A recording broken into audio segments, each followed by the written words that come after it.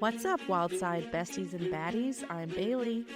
And I'm Chelsea, and we're here to walk you through the wild sides. From homicides to hosticides and everything in between. We're so glad you're here, so buckle up and enjoy the ride.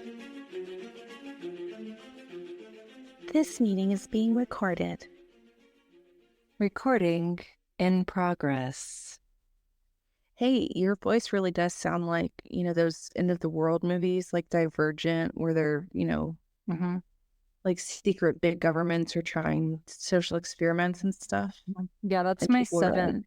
Yeah, that's my seventh job, is I'm a voiceover for apocalyptic type movies. It's not a bad idea. It's really not a bad idea. I know. And so I think we should do just like a 30-second update. Update in progress. So the update is Chelsea and I are recording, and I am sitting cross-legged on a hospital bed. Yep. To record this episode for you guys. Yeah, it's going to be awesome. It's going to be great. It's going to be great. And so for those of y'all who don't know, I'm in a hospital and I have surgery tomorrow morning. Mm-hmm. And so we were like, we're going to have to record an episode before, I'm high on drugs, from the surgery.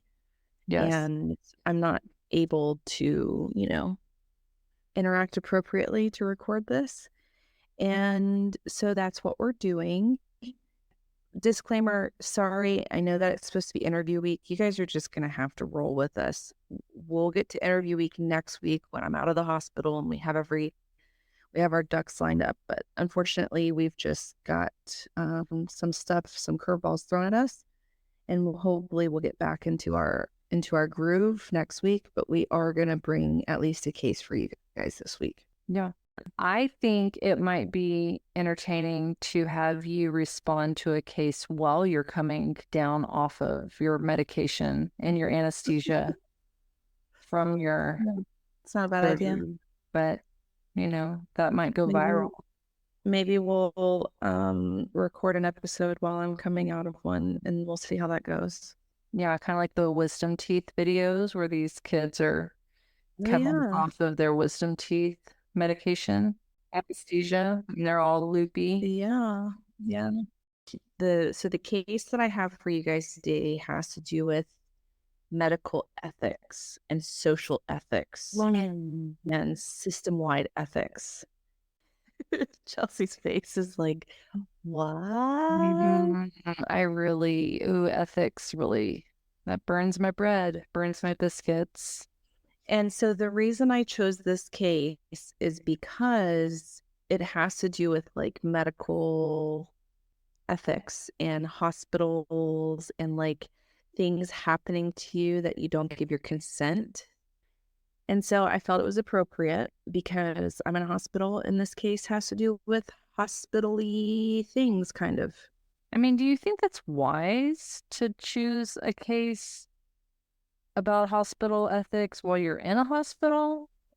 Like, I mean, I think once we get through it, you're gonna be like, oh, okay. Now I know why, like, it was okay for you to choose this one. Gotcha. Okay. So this case has to do with eugenics. Ooh, I like eugenics. I don't like eugenics, but I like studying eugenics. Yeah, that idea really took off during the Gilded Age here in the US and also in Europe.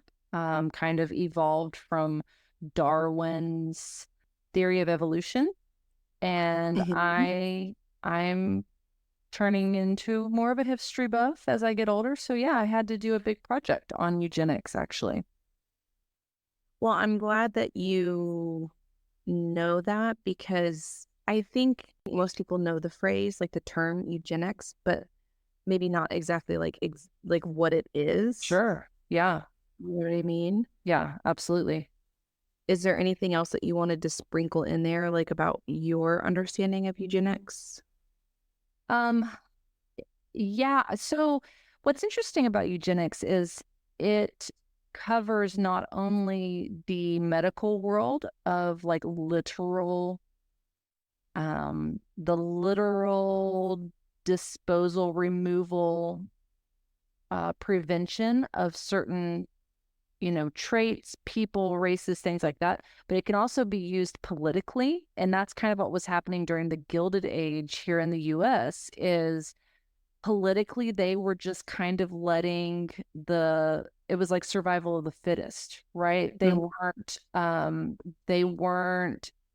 what am I trying to say? They weren't regulating anything, especially in the bigger cities like New York. And so people were literally living, like 20 people to a room with no fresh air and no good disposal or sanitary systems. And they were just kind of like, well, if you survive, then you are fit to be here in the country. And if you don't, I mean, you probably weren't going to make it anyway.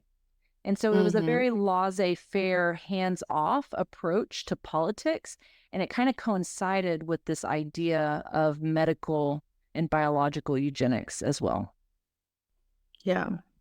And I think it's probably safe to say that most of us, when we think of, well, I'll just go with it. Most of us, when we think of eugenics, like my first thought is like the Holocaust, right?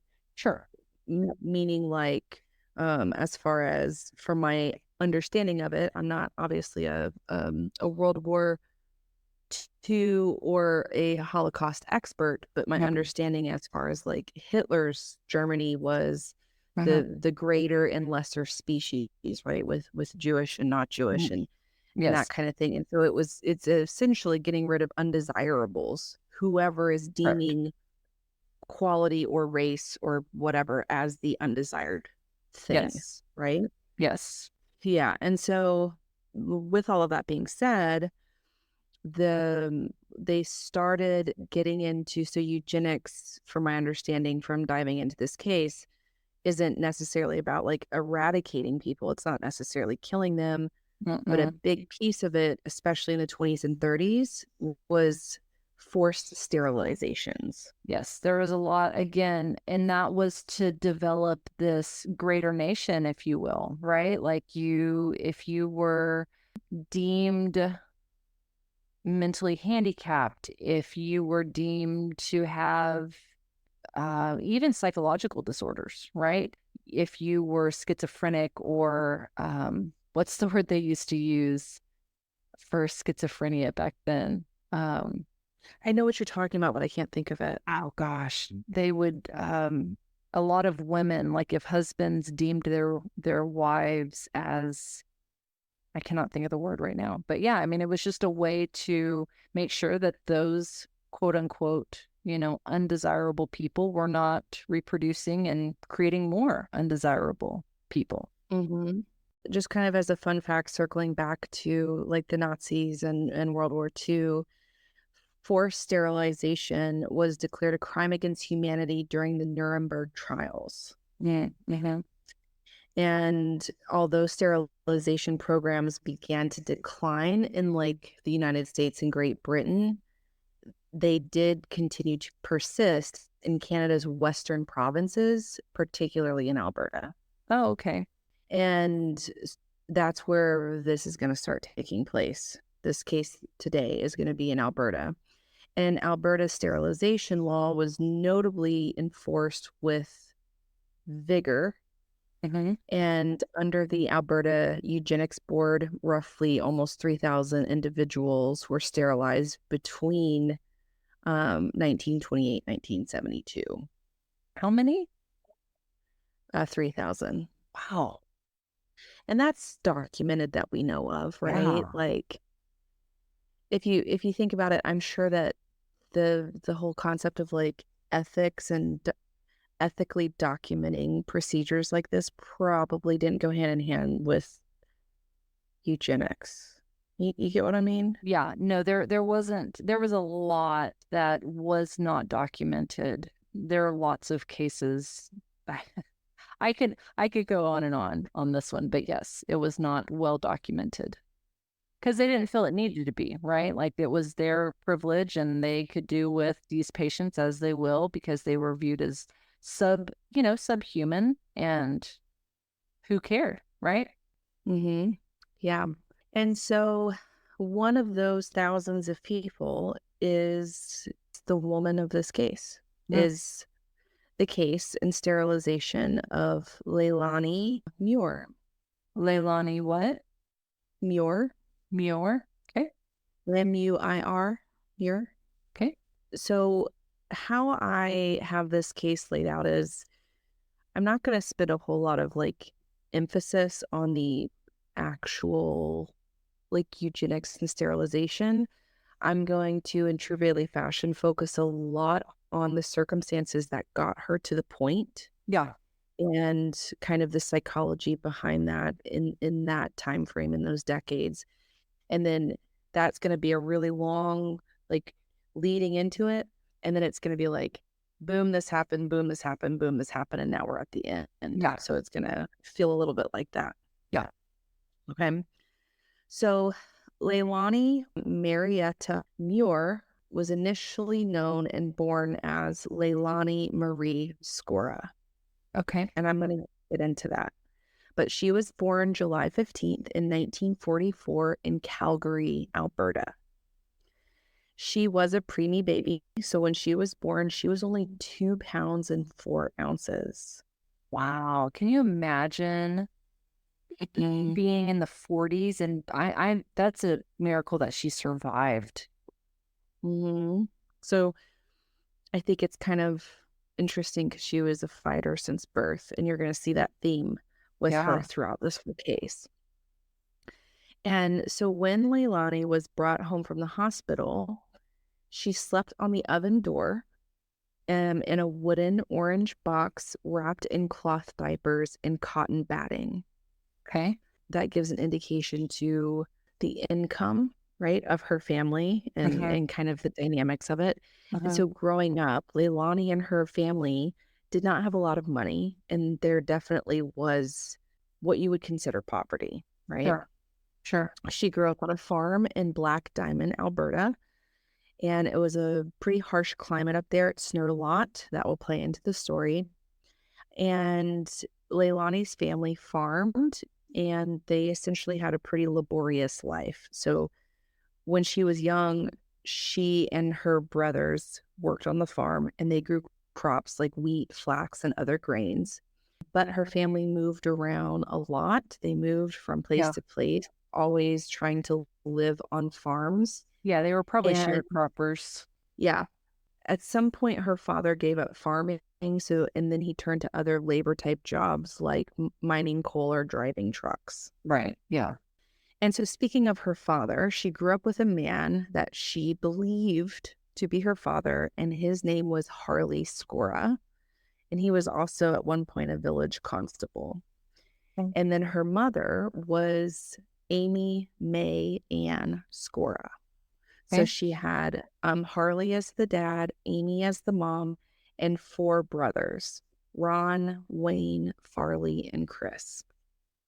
Now, she believed this dynamic to be true for many years of her life, like the first 20 years. It was around the time she was 20 that she learned that all of this was actually not super true. Oh. And she started to learn a lot of secretive things about her life and about her mom. And that is kind of another theme that we'll see throughout this case. But when she was trying to do something when she was 20, and I don't want to spoil it, but she ended up needing her birth certificate. I was going to say she probably found the family Bible. That's where usually these things are squirreled away. That's how I found out some hot tea in our family was in my grandma's Bible. Yeah. And so when she got her birth certificate, the name on her birth certificate was Leilani Draycott. Not Leilani Muir, not Leilani Skora, but it was Leilani Draycott. And her father on the birth certificate, his name was Earl Bertram Draycott. And she was like, what the hell is this? Right? Because there was no indications other than that.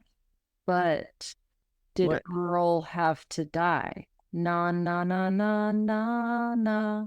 Goodbye, Earl. Those black peas, they tasted all right to me. Yeah. Earl did die, but not from black eyed pea poisoning. I don't think. Not that we know. Yeah. So when Leilani learned of this kind of total bombshell, she started to dig into her family history. And so what she found was that her mother, Amy, was a Polish immigrant and had married this man, Earl Draycott. He was in the army, and they had a marriage, a romance, and she was born at the end of the war around 1944, right? Yep. What she also found, and this is also kind of over the years, she started to piece this together. So some of this isn't like she found it out when she was 20, but this is a lifetime of like putting puzzle pieces together. Mm-hmm. She found out that her 4 brothers were likely not her brothers, but they were a combination of step siblings and or cousins. Oh. So there was a lot of like secrets and hidden things in her family that kind of all revolved around her mom, Amy. Right. Kind of a lot of deception, even if it didn't have malicious intent. I mean, Yes. kind of deceptive. Yeah. And it was thought that like 2 of her brothers likely were from her aunt, but they were always told that they were siblings and not that they were cousins, and that was a hush-hush thing. So there was a whole lot. And one thing that was reported over and over, and Leilani did end up writing an autobiography, and I used that a whole lot for this case, and I'll plug that at the end. And it's a really great autobiography, and you should read it if you get a chance. But one of the things that was reported a lot, including in her autobiography, was that her mother was a fabricator. And you would never get a straight answer, and you would never get the truth from old Amy. Oh, I thought this was some like 1940s job. Like she worked with fabrics. Oh, no. Sorry, I for a second there I was just like, is this kind of like a seamstress, a fabricator? Okay. Meaning she was a liar, liar, pants on fire. She's a liar, liar, pants on fire. Okay. And you never got an answer. For example, Leilani at some point learned that she actually had a 5th brother, Alvin, and that he was alive despite being told by Amy, their mom, that he drowned. And she had even taken the kids to visit his grave. Oh my. And so it turns out like this little brother was adopted by a German immigrant family when he was 2. And then like later on in his life, like came to find his siblings, and they were like, we thought you were our dead brother. And he was like, no. God, how did they do all this before like Ancestry.com and 23andMe? Like that is some hardcore digging. That is some tenacity. Yeah. Yeah. And this really kind of ties in like Amy's deception and her being kind of a pathological liar, from what it sounds like. That also plays into a central theme with Leilani's life and her upbringing, is Leilani essentially was unwanted by her family. Man. Uh-huh. She was described to be unloved and unwanted. Like anytime that there was a family picture taken, Leilani was never allowed to be in it, and she was always forced to be out of the picture. So she has like no pictures of herself from childhood. Oh my goodness. My nephew would love to be excluded from all family photos. It'd be like, she's living my dream life, not having to take pictures all the time. This is great. Yeah, I'm sure most kids feel that way, right? But it was early on in her childhood, kind of right from the beginning, where Amy, Leilani's mother, started to become super abusive and really cruel. She would tell Leilani repeatedly that she never wanted a girl. And I think from a clinical psychological perspective, this is going to play into kind of this concept of sterilization and eugenics at Mhm. some point. But she would tell Leilani she never wanted a girl. She often kept Leilani hidden from the outside public and from other family members. And so in her memoir and her autobiography, she like never met any family because she was so isolated from like even her grandparents. I think she met one of them like once, kind of thing. Wow. And from the beginning, so not only was she isolated and kept away from family and friends and just outsiders and public in general, but she endured constant abuse from her mom. For the first 20 years of Leilani's life, she was actually never called by her name. Really? What'd they call her? Hey, you? They called her Tom. Tom? Yes. Good night. Like, come on, Be- guys. Because what happened was Leilani had been talking to a farmhand named Tom when she was younger, and she was trying to give him some fruit. She was a little girl, like just being friendly and being nice. And Amy freaks out and was like, if you want to talk to Tom, then from now on, we'll call you Tom. So her brothers, her father, her mother, they all called her Tom. And if there were people around, like if they were in public or if there were witnesses, they would call her Marie. Okay. So she never knew that her name was Leilani until she was like 20 years old because literally she was referred to as Tom her entire life. That's really Isn't bizarre. this the wildest thing? This is like super bizarre. Can you imagine being the therapist, a therapist, getting this lady at, like 40 years old, and it's like, yeah, so it all started and I didn't even have my real name until I was 20. Like, can you even begin to Yeah. unpack all of that? Holy cow. Yeah. And I also have this weird I don't know if it's a weird thing, but I have this thing with names, like people, and it may mean nothing. And maybe this is too pseudo psychology for people, but when I have people come in and, they're like, my name's Greg, but they call me, Devil Bill. Like that's literally my whole, like my name for like 30 years of my life. I'm like, there's a lot to unpack with this. Yeah. Like Yeah. when people don't use their names, it's always interesting to me because there's always something in that. Yeah. Yeah. I mean, You know what I Arnett mean? doesn't use his real name, like And there's a lot in that box. there's a lot in that box. Yeah. And so Leilani was never called Leilani. She was called Tom or Marie for her first 20 years of existence. And Amy never really talked to Leilani. She would scream at her. That was the only type of interaction that Leilani ever had with her mother. She would scream at her, tell her to shut up and quit crying, and would beat her with anything and everything that she could get. She would beat her with belts, sticks, boards, or even hammers. Yeah. And then Amy would turn around after beating this little girl. She would turn around and go hang out with her sons and her husband and the family and play cards and have dinner like nothing ever happened.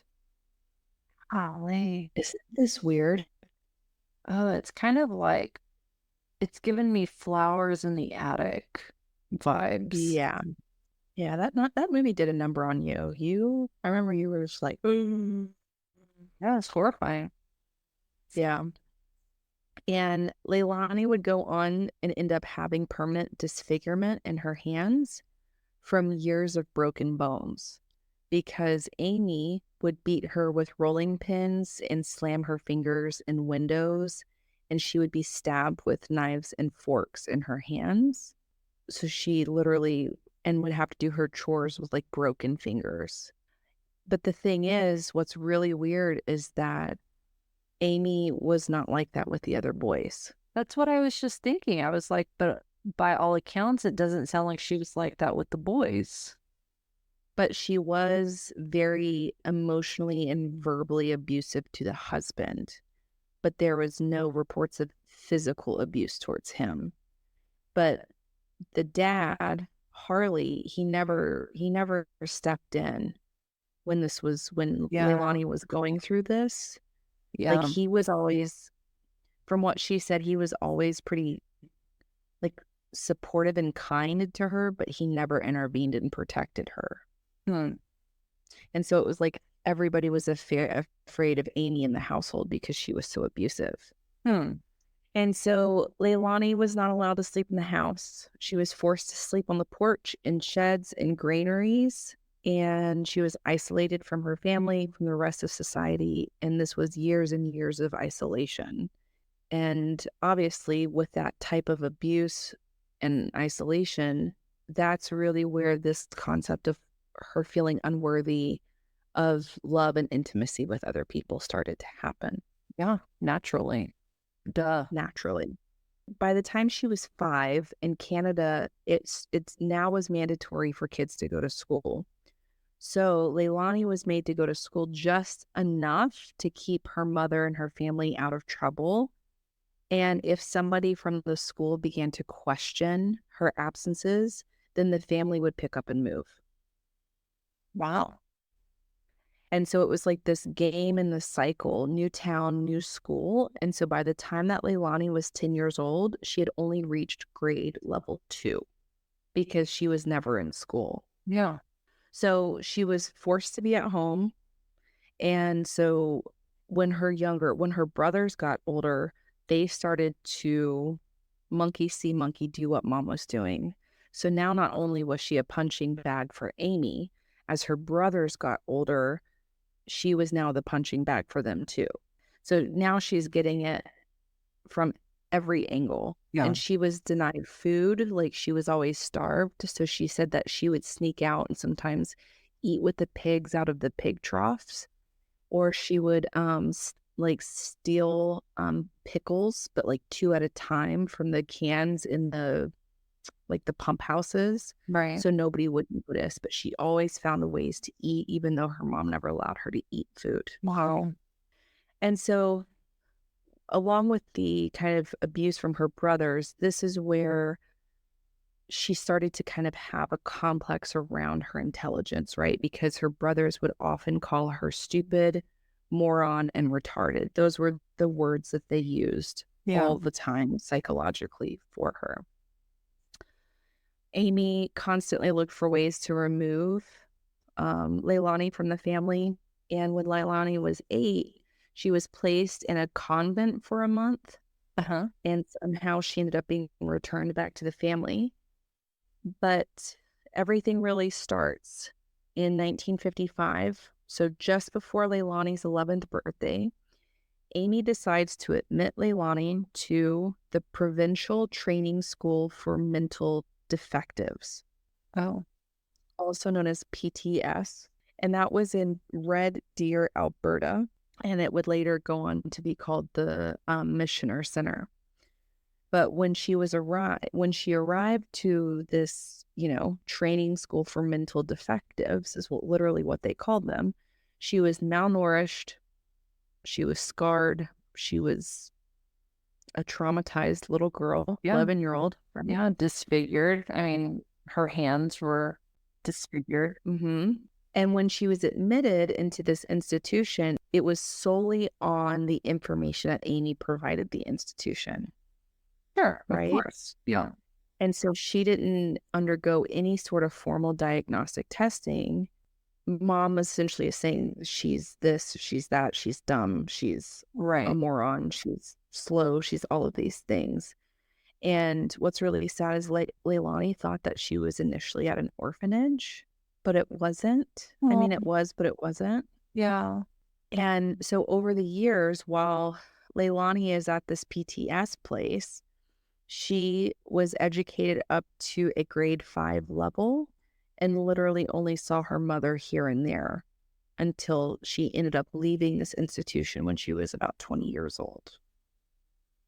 Wow. So she So spent, she was there for like 9 years. I mean, like half of her childhood, essentially, there. Yeah.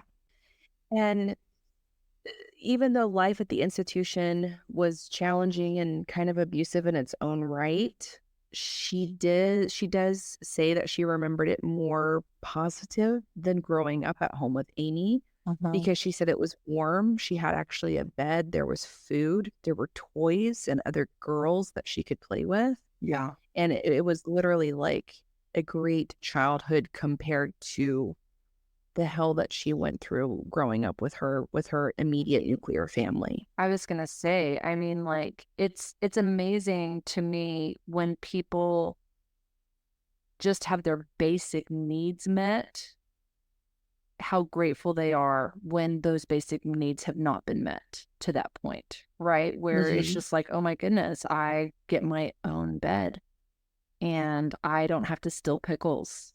Like, this is a And cakewalk. eat with This the is pigs. heaven. Yeah, eat with the Mhm. pigs. Like, this is heaven. Oh, sign me up. So, like, even though literally she was in a government-run institution, she thrived Yeah. compared to where she came from. I mean, Yeah. and that just really puts it in perspective. I was gonna say, like, that's a place that, quote unquote, a normal family would be like, do you want us to send you off? Do you want us to ship you off to some boot camp? If you're not acting right. And then this poor girl was like, please, I would love 3 square meals a day. Mhm. And so when Leilani initially got to this PTS place, there was no IQ test that was initially conducted. And in fact, the admission notes from her initial admission into this facility said that she, quote, seems intelligent. And a physician suggested that her issues stemmed more from emotional abuse than from any mental deficiency. Good job. Good job, And I just want to say 1955. kudos to that waspy doctor in Yeah, 1955. 55. Good You know what I job, mean? 1955 doc. Yeah. And she actually performed well academically while she was there. But unfortunately, by the time she was 14, so around 1959, she was now subjected to a formal IQ test, Mhm. which I think we can all agree, or we're not surprised, that inaccurately measured her intelligence. Sure. Yeah. The test was based on a flawed assessment, and she was determined to be, quote, feeble minded. And this assessment, this IQ assessment, lasted 5 minutes, Mm. 5 minutes Okay. to identify that we have a feeble minded, moronic girl, right? Mhm. And so, because of that, a 4-person panel, the Alberta Eugenics Board, which was a 4-person panel, they saw this assessment, even though it was horrifically flawed, and they were just like, she was literally labeled a, quote, mental defective moron, Mm. and she was therefore ordered to be sterilized Right. by the Alberta Eugenics Board. Yeah. Yep. So, under Superintendent Leonard Jan Lee Van, a precondition for admission into this school was a signature from Amy, which essentially she gave permission for the compulsory sterilization, unbeknownst to Leilani, Yeah. I'm surprised she didn't offer to do it herself. right? Like, here, Right. give me a scalpel. Mm-hmm. I haven't beat her up in a while. Long And overdue. so when Leilani was just 14, she was told that she needed to undergo an appendectomy to get her appendix taken out, Mhm. which was a totally routine thing. And she was just like, okay, 'cause she's a 14-year-old girl who had very little education and had a whole history of abuse. And so she was like, okay. And they put her under. And while she was under, the doctors ended up operating and she underwent a bilateral salpingectomy, which essentially is the cutting of her fallopian tubes. Okay. And so that was essentially the sterilization process that happened. unbeknownst to her while she was anesthetized. Mm-hmm. Yep. This sterilization process that happened, I guess this was what, 1959? Mm-hmm. This took place under Alberta's Sexual Sterilization Act, even though the procedure didn't even comply with the regulations of the act. Okay? So at that time, this act said there was 2 conditions that you had to meet for sterilization. Number 1, the individual had to be on the verge of discharging from the institution, and there had to be a perceived risk of passing on the defects to the offspring.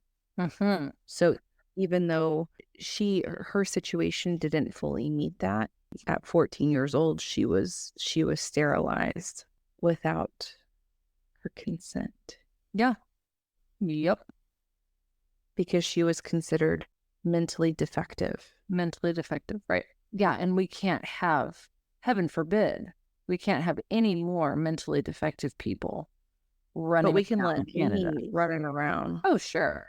Doing her thing. Right? Yeah, we can let, full-blown child beaters and abusers sign off on these sterilizations. But no, you're on the right path there, Canada. I mean, the U.S. did it too. That's not a jab at Canada. Like, come on, guys. In this case, it was just kind of like, come on. Yeah.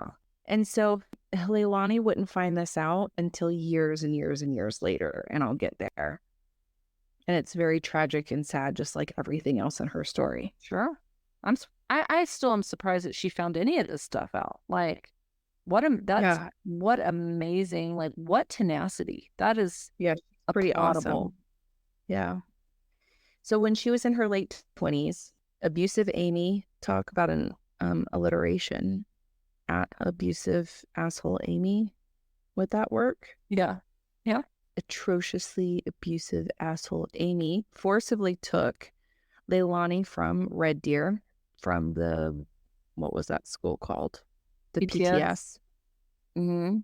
And threatened to abandon her there forever if she refused to return to Edmonton with the family. So Leilani goes back to Edmonton with the family, where she again faces horrific abuse from her mother. And at some point, Leilani escapes. She runs away. She goes to her neighbors. Mm-hmm. She tried to do the whole doing life on her own, but I don't think that even as a 20-year-old, she was even really built for success. That's safe to say, right? Well, yeah. Like, didn't learn any skills on how to, like, live life on life's terms. No. And so she quickly got married, and talk about trauma bonding, echoed patterns from her past. Her husband was a heavy drinker, jealous and abusive, just like her mother was, right? And so she was with him for years. And after enduring years and years of abuse at the hands of her first husband, she fled with the support of friends. And later on, she ended up relocating to Victoria, British Columbia, and she found work and lived independently. So she got out of an abusive, like, this is what is so amazing about this woman. She got out of an abusive relationship, right? Even though she has had no sort of parental modeling of, like, how to do that, right? Because her dad stayed in an abusive relationship with her mother. Right. And so she got out, she was independent, got in a healthy relationship with a new guy, got married. They started to try to have kids, and then they couldn't have kids. Right. She went to the doctor, and the doctor was essentially like, you have been completely butchered on the inside. Oh. Right? Like, I don't know what happened, but, like, you are absolutely unable to have children because essentially your insides are just terribly disfigured and deformed from this sterilization that she went through at 14 that she didn't know about. She was toe up. Yeah. And so what's even more heartbreaking is, so she and her husband decided to try adoption, but her application was denied due to her medical history and the fact that she was in this institution and had this diagnosis of feeble-mindedness and being a quote-unquote moron. Oh, ay, ay, ay. Ay, ay, ay, ay, ay. That makes you mad, doesn't it? Burns. Burns my biscuits. Oh, it Yeah. burns. And so this rejection obviously led to the breakdown of her second marriage, which eventually ended. I mean, is understandable. You know what I mean? Oh. And so by this point, this is in the 80s, Leilani's at an all-time low, right? She's found out she can't have children. She's not being allowed to adopt. Her second marriage to what seemed like it was a healthy relationship with a pretty good guy, that ended. Uh-huh. And kind of as also a side note, one of her older brothers, who was like the golden child, Uh-huh. the one that her mother just like doted over and was probably grossly enmeshed with, he ended up killing his wife, his mother-in-law, and his child, and ended up going to prison. Oh. Yeah. Oh, he snapped. He snapped and he was abusive. And it wasn't until he got convicted of a triple murder where Amy was like, huh. And then the next boy in line was now the star child. So Amy had this whole weird, like, it's a case study, this whole family dynamic, right? So anyways, it's the 1980s. Leilani's at an all-time low. And this is where she starts to become a little suicidal. She starts to just kind of question her purpose. Huh. You know, she wants a family. She can't have one. And by 1989, she became super, super depressed, but she did start to seek professional help. And I also just want to say, how amazing is it that this woman turned to an institution for help, even though the institution is the thing that completely betrayed and took away everything she wanted? Yeah. Yeah. You know what I mean? Yeah. No, like the perseverance of this woman, again, is astounding. Like, because who gets help in the 80s? You know, like, seriously, Yeah.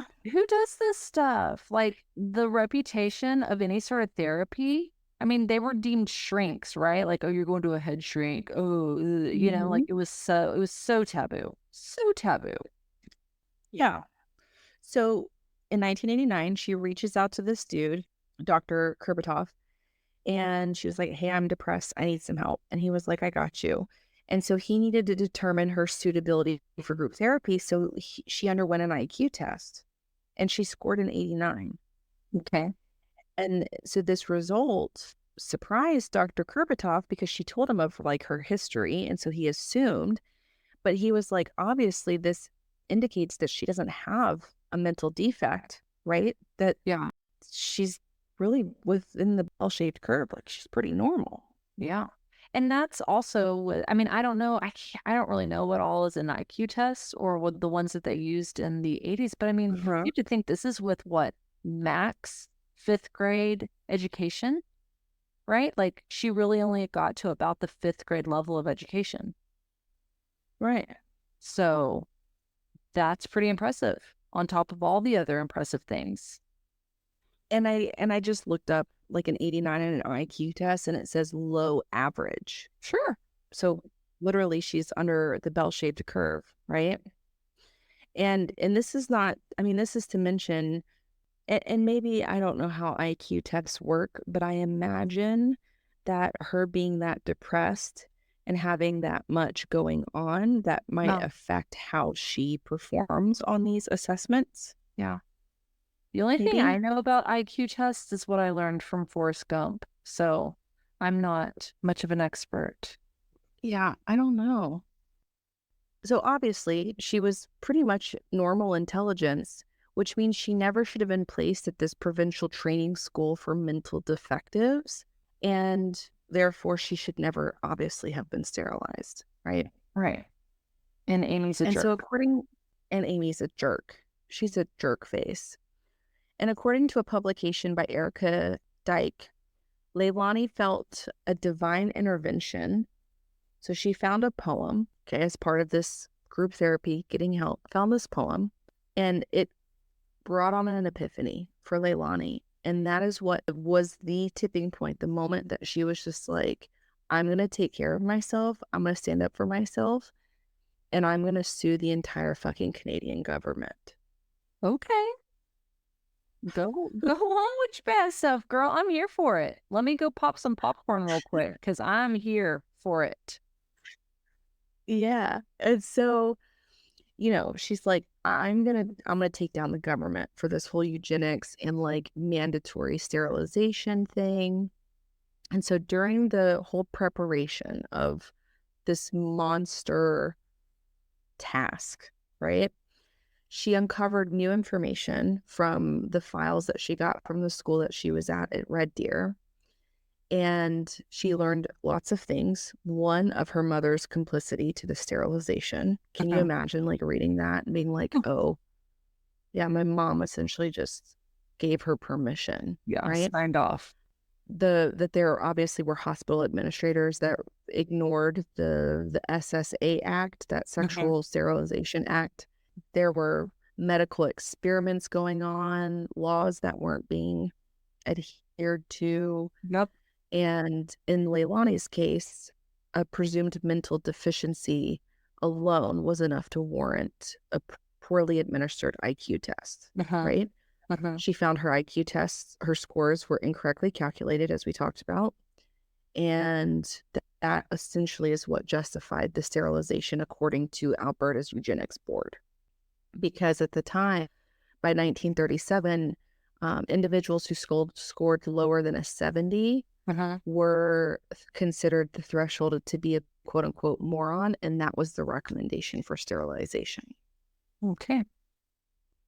So even though that's kind of bullshit in and of itself, her thing was, but I didn't score a 70, right? So you shouldn't have even sterilized me because my IQ is a 98. Oh, man. Isn't this crazy? I just don't know who gets put in charge of the world sometimes. You know what I mean? I'm just like, how do you people sleep at night? But what's scary to me is I also think, like, would I have done that? If I was in that scenario, if I had been a doctor in Red Deer, PTS, you know, whatever, 1955, would I have done that? And that's what's scary to me. Like, Yeah. I hope I wouldn't have, but would I have done that? Like you don't know. You don't know. Well, it's like the Milner? Is it the Milner experiment? Yeah, experiment. Yeah, I would not administer shocks to somebody until it kills them. But apparently, like what? It was some 70% outrageous. of people Yeah, did? 70% of people were like, they just kept doing it until the quote unquote person died in the experiment. You know, it's just wild to me. Yeah. Well, that's why convictions are dangerous, right? Personal convictions can be very dangerous. You know what I mean? Not to sound like a Debbie Downer, but anyways. So, in 1995, Leilani filed a lawsuit against the Alberta government for wrongful sterilization. Her case, which was the Muir versus the Queen in Right of Alberta, was the first successful legal challenge to the eugenics policies in Canada. 1995. I'm like, seriously, what I know about eugenics really starts tapering off in the like 1940s, right? Like you're not hearing about it as much after that point. And this is 95. Yeah. Now, I don't know if they were conducting sterilizations up until that point that often, but this was the first successful legal challenge about eugenics, but still 1995. Like it took that long for somebody to successfully challenge them. That's wild to me. So the 4-week trial began on June 22nd, 1995, with the Honorable Madame Joanne B. Veet presiding. That went on, and by January 25th, 1996, Judge Veet ruled in Leilani's favor, awarding her whatever Canadian, what are they? Canadian dollars? Canadian, Yeah, what is what it do in they use? Canada? I don't I think know. it's just It's dollars. not euros. Canada. I thought it was just dollars.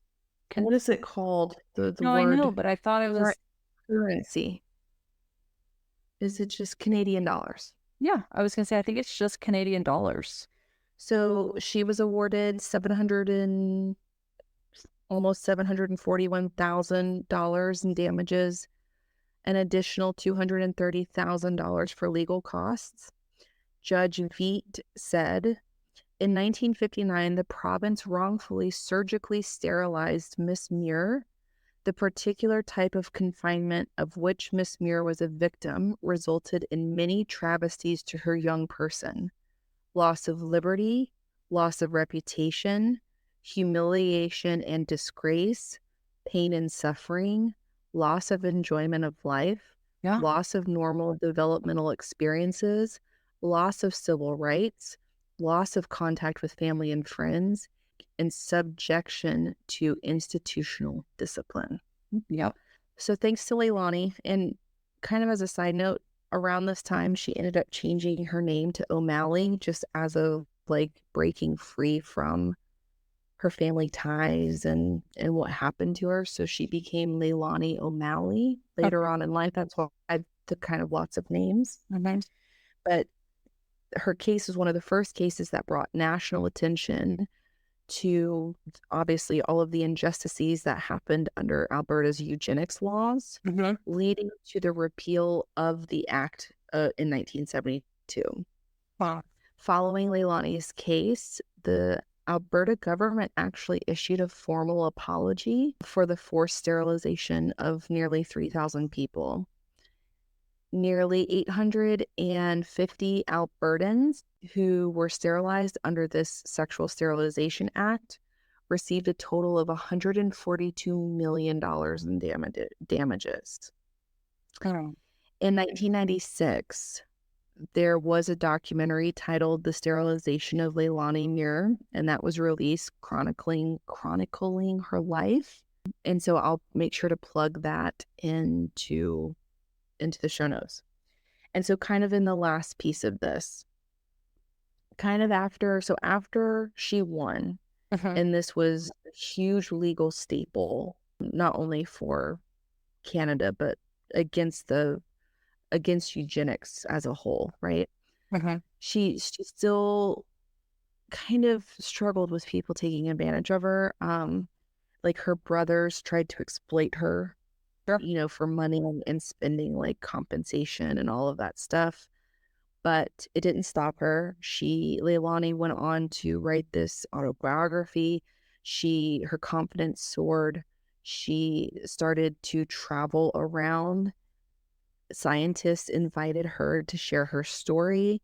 So she went from being an experimental subject to someone who was an advocate worthy of like her own words and expressing, being an advocate for, the wrongful parts of eugenics and all Yeah, of that it was stuff. like she went from being a subject to an expert and, was known for her expertise now in the matter. Yeah. So Leilani would go on to run for a position as a member of the Legislative Assembly. She spoke to students about her experiences. She became an active member of multiple organizations trying to expose dark history, supporting children and adults with disabilities. Yeah. So she literally went from an abused, abandoned child. She underwent horrific abuse, institutionalization, sterilization, depression, isolation, Yeah. and somehow, Well, infertility, divorce, relationship issues, mental health issues, suicidal thoughts. You know what I mean? Like, this is the gamut. yeah, she went from an abused, abandoned child in an institution to a community leader, essentially, to being a public role, like a servant, a civil servant for those around her. And she would go on to become a staple in social justice campaigns. bringing much attention to the field of eugenics. Yeah. She became a voice for victims all over. And I want to kind of leave on this note. And sadly, Leilani ended up passing away on March 14th, 2016. And according to Nicola Fairbrother, who was a longtime friend of Leilani's, and she was a fellow human rights activist, she said, "It is a terrible loss for all of us who knew Leilani well. She was a champion around the rights of people with disabilities and survivorship of sexual sterilization, which has an unpleasant legacy here in Alberta. She was a tireless champion of the underdog. So for those of us who knew her well and were very close to her, it is a terrible experience to find out that she's gone." Oh, man. I love that. And that is the horrific case of the sterilization of Leilani Muir O'Malley. Wow. Yeah, I think it's interesting for people even in our generation, right? Who, when you hear words like social justice, there's a lot of tension, right? There's a lot of conflict, a lot of tension around stuff like that. And I remember when I worked for a dentist in Colorado, back, what, 6, 7, 8 years ago, something like that. And we were really getting this wave of parents primarily who were saying, I don't want fluoride. I don't want my kids exposed to fluoride because we've heard that it's a neurotoxin and all this stuff. And I just remember the doctor I worked for was like, yeah, that's because you've never seen what can happen when you grow up in an area like my mom grew up in Eastern Kentucky, where they literally had no access to any sort of fluoride, and most of them were in dentures with horrific, dental histories and experiences because of it by the time they were like 30 years old, right? 30, 40 years old in full-blown dentures. And I say that to say, it's kind of, for us, social justice is a word that is just kind of thrown around and there's some tension and you don't want to talk about it when you get to Thanksgiving. But for people like Leilani, it was like, yeah, you didn't go through the social injustice. You didn't go through a unconsented sterilization while being institutionalized because your mom just didn't want you. So yeah. I'm fighting for the social justice that you hopefully will never have to experience. You know what I mean? And I really am amazed by the pioneers in the field that go through and they're just like, how about no? Okay.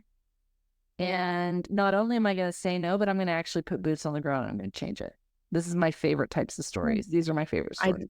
I was going to say, like, my favorite is when the institution is taken down by a victim of the institution. Yeah. You know what I mean? Yeah. And probably just like a team of what? You know what I mean? Like Leilani and her couple of lawyers. You know what I mean? Yeah. Like and they took down the entire, who was it? Muir versus the queen. Oh God, it was like you know what I mean? Yeah. The Queen of Alberta, the Queen's land of Alberta. I mean, come on, guys. Talk about David and Goliath. Like, go on with your bad self, Leilani O'Malley. Yeah, and I just love it. I have been wanting to do this case for months and months and months and months. But again, there's a method about like what cases I do and when and how I plug them and stuff like that. And I know you have your own kind of thing in your head too, Chelsea, but this is why I wanted to do it, because it was a perfect time since I was in the hospital. And now you can be like, now doesn't it make sense why it's like I can use this one and it's not like scary for me? Sure. So do you know that there is a conspiracy within the whole eugenics topic that they think the Lindbergh baby was not actually kidnapped and, killed all because I've of heard this that. ransom thing that they believe, and it was documented that the Lindbergh baby had birth defects. And so Charles Lindbergh, right? That's the dad, I The believe. dad, I think. Yeah. He was he rubbed elbows with like Adolf Hitler and all of Ooh. those big names in the field, like within that mindset of eugenics. And so the conspiracy is that he had the baby killed because there's no way that he could be affiliated with offspring that were quote unquote what, you know, less than the undesirables. But yeah, no, Yeah. eugenics is it's crazy. W.E.E.B. Du Bois was also a proponent and an advocator of eugenics within the African communities. I mean, so it was far reaching. And W.E.E.B. Du Bois, like he was an African American scholar, W.E.E.B. Du Bois. Hmm. But I mean, he also believed it. He was like, we only need the best of the African American race. Just let the rest of them be done with as you will. I mean, it was a crazy time, guys. It was far Well, and reaching.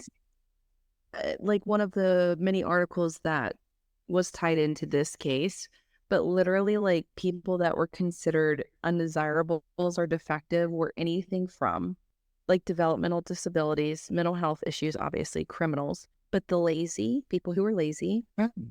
people of mixed race, Oh, yes. immigrants, First Nation people, Catholics, Catholics, yeah. alcoholics, epileptics, unwed mothers, the poor, and others. Yeah. So that list coincides with the original like KKK list as well. Like that's when the KKK was established. They were Mm. not just against African Americans, but they were like, if you are Irish, if you are Catholic, if you're a woman, like there were so many people in this category. It was wild, and that kind of coincide historically. It kind of coincide about the same time that we were getting this peak in eugenics. We were also seeing the development of organizations like the KKK. But yeah, it was crazy. I don't know what was in the Yeah. water. I don't know, but I also read somewhere just recently that like the all-time highs across the United States were in the 30s, and I'm like, maybe people were just too hot. It was just hot.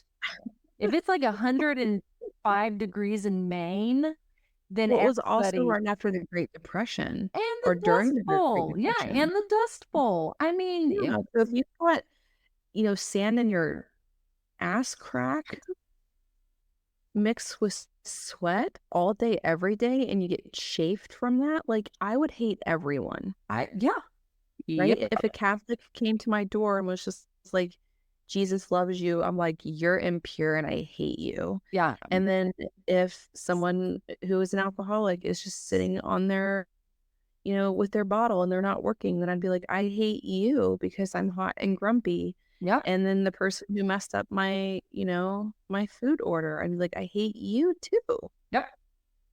I would hate everybody.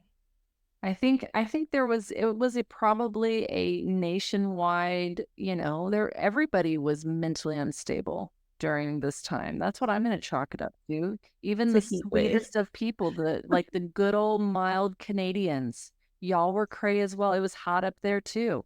Dusty Yeah. and So yeah, and this whole like Canadians are the nicest people, like Canada, um, y'all have got some blemishes. I'm yeah. not saying that the US does not, okay, please. Oh, I'm sure. not saying that we don't. I'm just saying Y'all got some skeletons in them closets. so, so skeletons in that closet. I don't know if y'all build closets into the house or if it's like those portable wardrobes, but there's skeleton in there. There are There's skeletons skeletons. in there. Yeah, so I think that the moral of the story is that eugenics are like not a thing. I mean, it's a thing obviously by a lot of people, but it's like not a thing. You know, Like, does that make sense what I'm like saying? don't bring it back.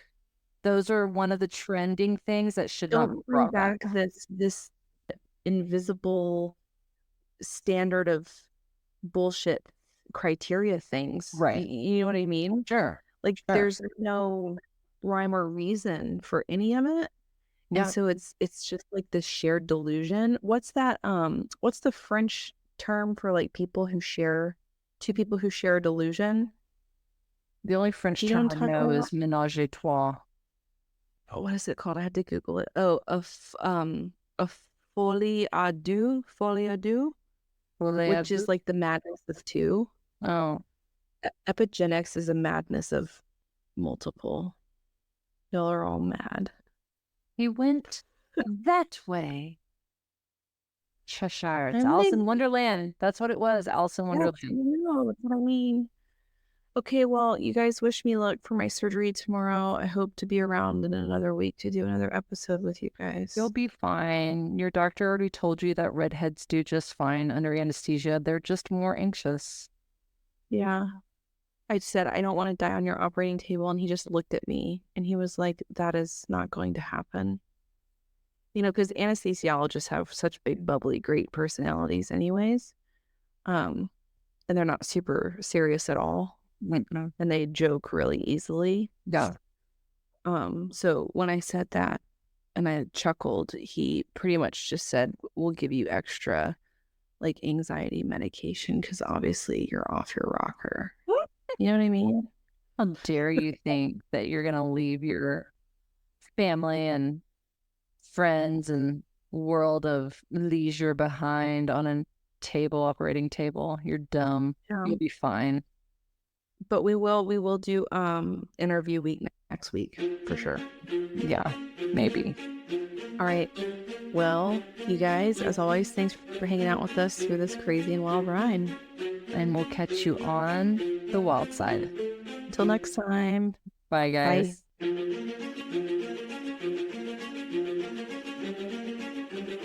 Hey, Wildside Tribe, don't forget to follow us on Instagram and Facebook at Wildside Podcast. Make sure to tune in on Wildside Wednesdays. New episodes will drop each Wednesday at 6 a.m. Eastern Standard Time. We would love to hear from you, so if you have a wild case recommendation, email us at wildsidepodcast@gmail.com. That's wildside with a C. Or share your thoughts in the comments below. As always, if you haven't heard it today, you're loved, you're worthy, and you're valuable. And we'll catch you on The flip side.